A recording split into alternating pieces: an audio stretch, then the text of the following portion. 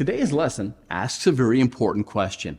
Where does the beast found in Revelation 13 come from? It's a great question, and the answer is found both in the Bible and history. In Revelation 13:2, John saw this beast that looked like a leopard, but it had the feet of a bear and the mouth of a lion. Now let me ask you, where have we seen this before, or at least something like it? Remember, the key to understanding Revelation is found where? In the Old Testament. So where in the Old Testament have we seen this imagery before? Well, it's the book of Daniel.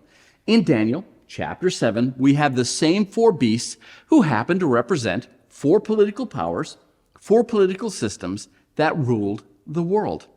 Do you remember who they were? And by the way, this is world history. They were Babylon the lion, Medo-Persia the bear, Greece the leopard, and Rome the dragon-like beast with steel teeth and bronze claws. And what all of those powers had in common is that they ruled the world through force. And what John is looking at is a religious system that uses politics and religion in the same way that Babylon, Medo-Persia, Greece, and Rome used politics and religion to rule the world. So here we have a religious system that took the methods of war, religion, politics, and money, and it took all of that from these empires and rolled it into one religion. In other words, instead of taking on the best parts of these empires, this church-state beast took on the worst. And then to make matters worse, this false system of religion said, this is what God looks like, this is how God behaves, and this is what God wants.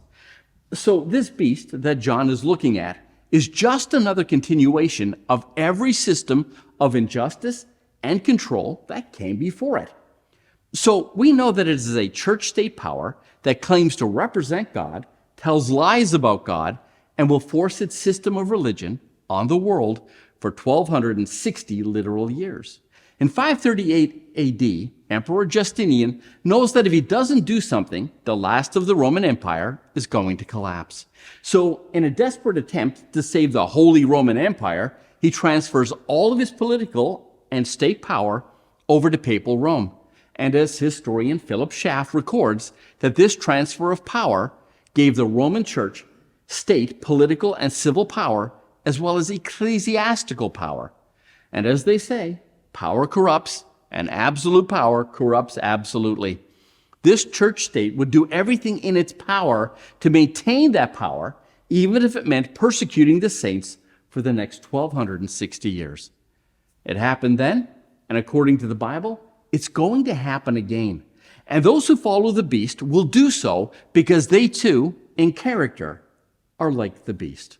Again, more about that later in the week. Well, thank you for stopping by. Have a look at your lesson. We'll see you tomorrow.